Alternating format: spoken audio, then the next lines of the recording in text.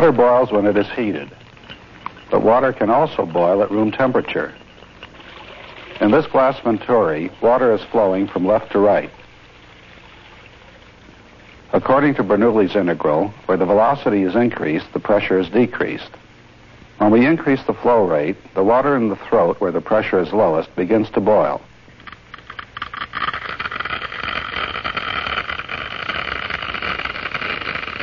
Small bubbles are formed. These are cavities filled with cold steam and other gases diffused from the liquid.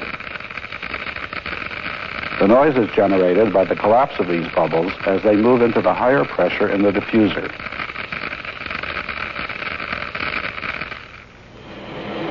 Water is flowing past this propeller model at constant speed and pressure. Let's increase the RPM of the propeller continuously.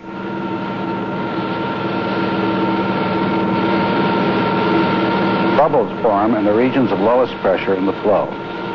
To visualize the flow more clearly, we look at it under stroboscopic lighting, so that to the eye, the rotation appears almost stopped. About 100 years ago, when propellers began to replace paddle wheels on ships, it was discovered that such cavities produce a great waste of power. These cavities on the propeller, the bubbles in the beaker, and in the venturi throat are all examples of cavitation. Generally, we refer to cavitation as the process of boiling in a liquid as a result of pressure reduction, rather than by external heat addition. However, the basic physical and thermodynamic processes are the same in both cases.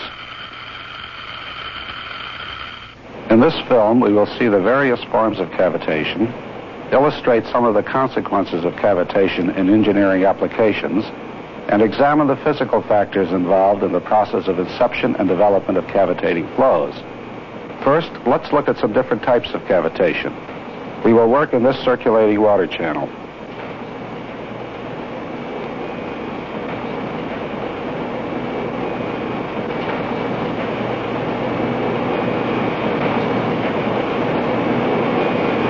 Here we can vary water speed and temperature and absolute pressure independently of each other. This hydrofoil is set at an angle of attack to lift upward. With this thick, symmetrical hydrofoil, we can illustrate a number of effects on a single model. The ambient pressure is well below atmospheric and held constant. The flow speed is being increased at a uniform rate. Air bubbles have been introduced to help visualize the motion. Cavitation occurs first at the intersection of the hydrofoil and the strut. This happens because the presence of the strut causes a greater pressure reduction at this intersection than elsewhere on the foil. But we will confine our attention to the foil section away from the influence of the strut. At low speed, cavitation on the foil itself first occurs in the low-pressure core of the laminar boundary layer separation region associated with low Reynolds number. At higher speed, and thus larger Reynolds number, the appearance of the cavitational flow changes. Transition from laminar to turbulent boundary layer has occurred.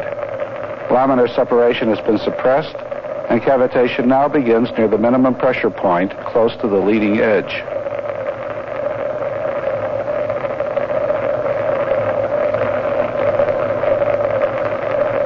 We have been looking at the cavitation under incandescent lighting.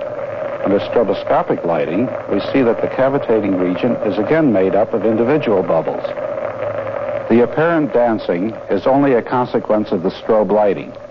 Actually, each flash of the strobe reveals different bubbles in different locations as they travel downstream.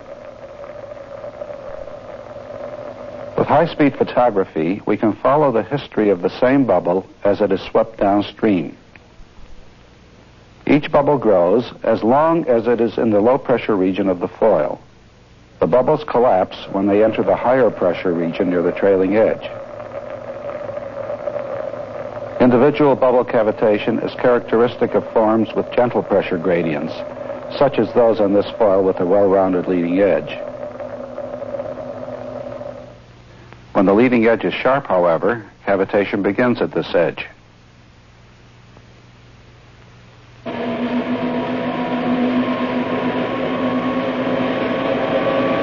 type of cavitation maintains itself as a continuous vapor-filled cavity, rather than a mass of small individual bubbles. Its size depends on the angle of attack, the ambient pressure, and the flow speed. The cavity grows when the angle of attack is increased.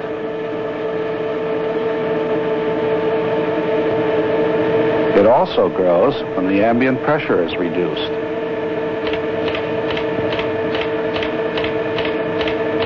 We are lowering the pressure by dropping the water level above the foil by means of an upstream sluice gate.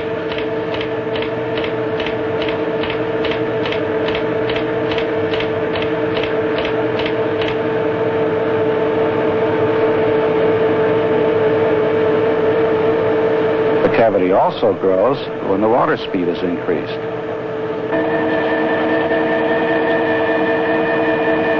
When the cavitating region extends beyond the trailing edge of the hydrofoil, we call the flow a supercavitating flow.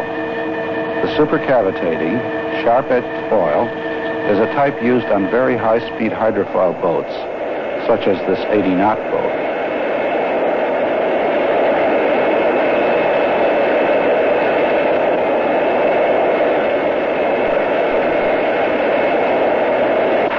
Hydrofoils designed for non-cavitating or subcavitating operation are used on hydrofoil boats at speeds below about 50 knots.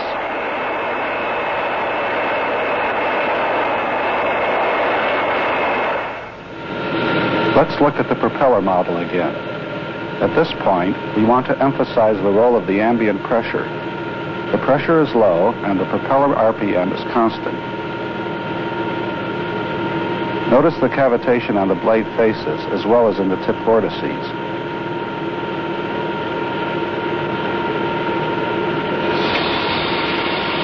The pressure is now being increased by raising the pressure of the gas above the water surface.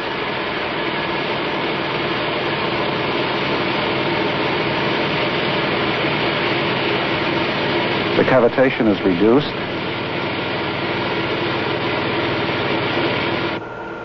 and now it is almost suppressed. Incidentally, this procedure simulates the behavior of a cavitating submarine propeller as the submarine dives from a level near the ocean's surface. This model is typical of a propeller designed for non-cavitating operation. Here is a propeller designed to perform well at very high speed, where cavitation is unavoidable.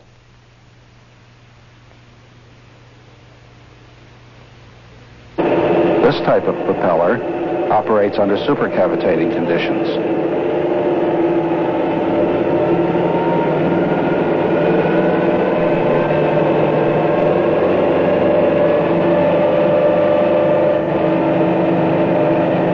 Under stroboscopic lighting, we can see that the cavities spring from the leading edge and envelop the entire blade, as in the case of our supercavitating hydrofoil.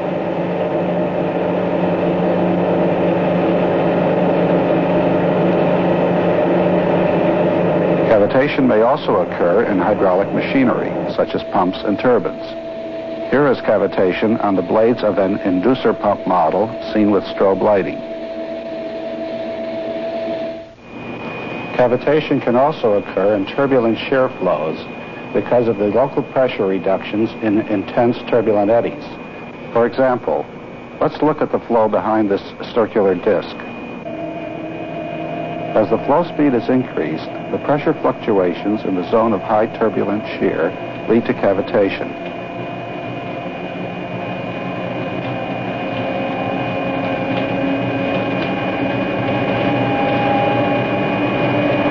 With further increase in speed, the entire wake appears to be filled with vapor bubbles. Eventually, the flow becomes a true cavity flow, as distinguished from a cavitating turbulent wake. With high-speed photography, we can see more of the details of this complex flow. The flow at the end of the cavity re-enters and moves upstream. This re-entrant flow is illustrated more clearly in the cavity trailing our supercavitating hydrofoil. Re-entrant flow is characteristic of such cavity flows. The momentum flux in the reentrant jet is equal to the pressure drag of the body. The jet kinetic energy is dissipated. Another type of cavity flow occurs when a missile enters water at high speed. In this sequence, a steel ball is shot into a tank of water. Here, the camera is turned so that the water surface appears to be vertical and the missile to travel horizontally. The cavity follows the missile into the water and eventually closes off, producing reentrant jets, which are seen here in slow motion.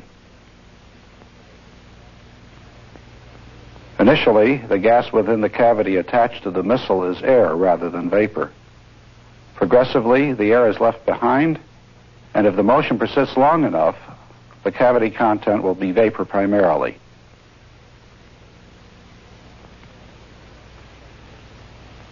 Still another example of cavitation occurs in the type of bubble chamber used for studies of high-energy nuclear particles.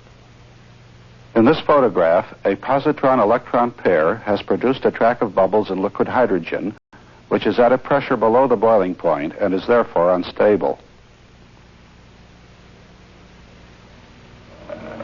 We have seen that cavitation can take several forms: small transient bubbles,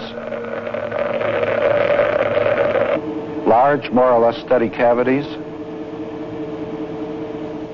non-stationary cavities, and often a mixture of these types.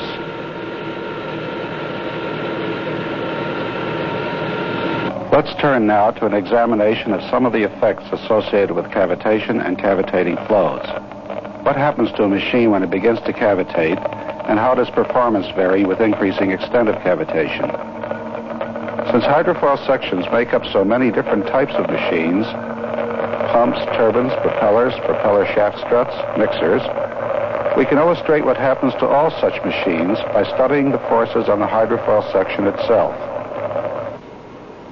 We have suspended the first hydrofoil model from force gauges, which show us lift and drag on these scales.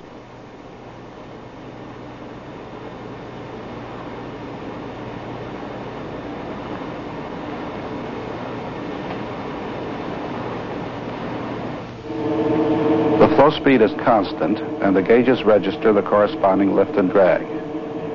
The ambient pressure is set at a level well above that at which cavitation can occur. We are going to induce cavitation by decreasing the ambient pressure in the test section, keeping the speed constant. At first, there is no appreciable change in either force. As cavitation develops, lift decreases and drag rises. You can see from the force balances that the flow is quite unsteady. When we lower the pressure further and allow cavitation to spread, the lift decreases further and the drag continues to rise.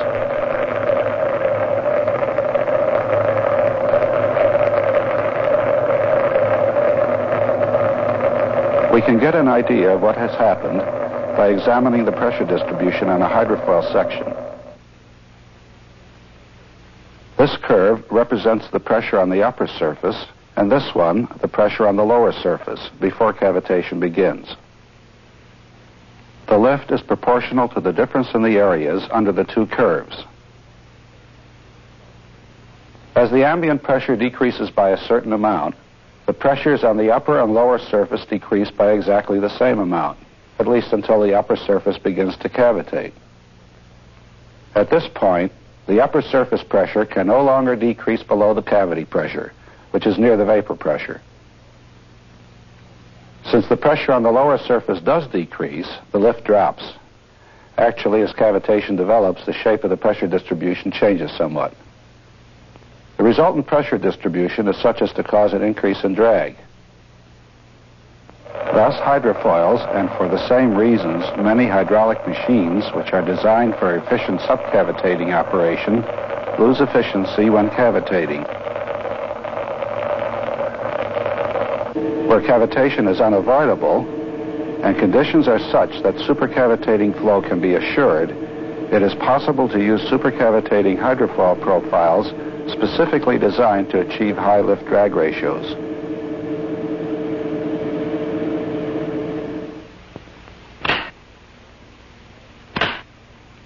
Another important effect is the noise that collapsing cavitation bubbles produce. A partial vacuum has been pulled in this space above the water column. As I accelerate the tube downwards, the inertial forces produce a pressure gradient in which the pressure decreases as you go down from the free surface. At some level, the pressure is low enough for the liquid to cavitate. The noise is a result of shock waves generated upon bubble collapse. The pressures associated with collapse are high enough to cause failure of metals. Here is cavitation damage on the runner of a large hydraulic turbine, which operated under cavitating conditions for an extended period of time. This propeller operated under cavitating conditions for only a few days.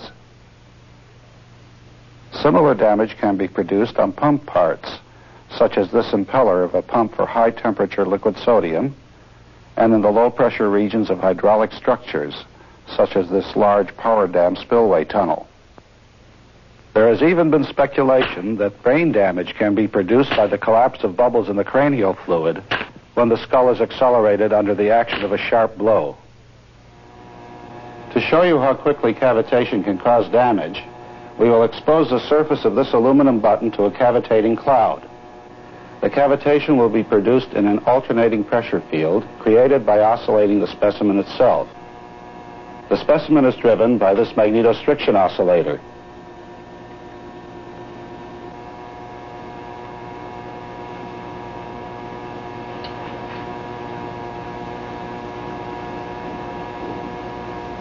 We are looking directly upward at the face of the specimen. The total amplitude of vertical oscillation is only 0.02 of an inch, but the pressure is changed from below vapor pressure, as the button is accelerating upward, to a high pressure, as it is accelerating downward, at the rate of 14,000 cycles per second.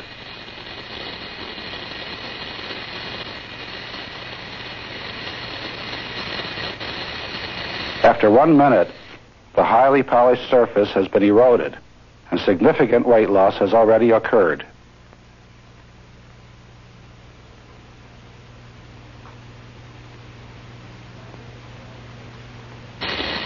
Here is a side view of this experiment.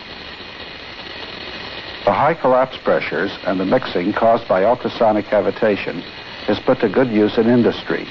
For example, for accelerating chemical reactions, industrial cleaning, and homogenization of milk.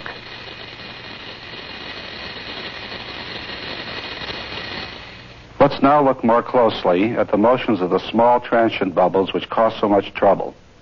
These bubbles have a life history measured in milliseconds.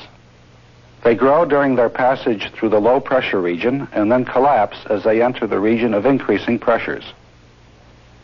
If the bubbles have a relatively large initial gas content, they will collapse and then rebound, as in these high-speed photographs taken by Knapp and Hollander some years ago. These bubbles were formed in the low-pressure region near a body of revolution. Only a small portion of the flow field is shown.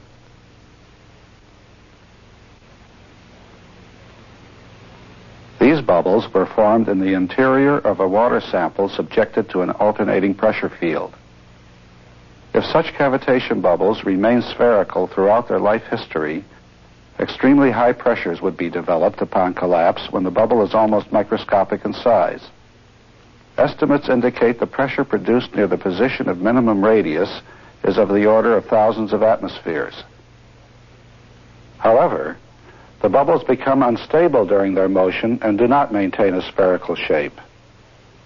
These photographs, taken by A.T. Ellis, show how distortion may proceed. Such deformations tend to reduce the velocity of the bubble wall and consequently the pressures that are developed. If the bubble collapses in an unsymmetrical pressure field, as in this experiment with a bubble at a wall, an internal jet is formed, much as in the case of the missile entry cavity. The velocity of the jet is very high. The impact of these jets on a surface can produce high stresses. Here, a bubble collapses near a photoelastic specimen. close spacing of the fringes indicates the very high stresses that are induced. Clearly, jet impact is another mechanism which may account for severe damage.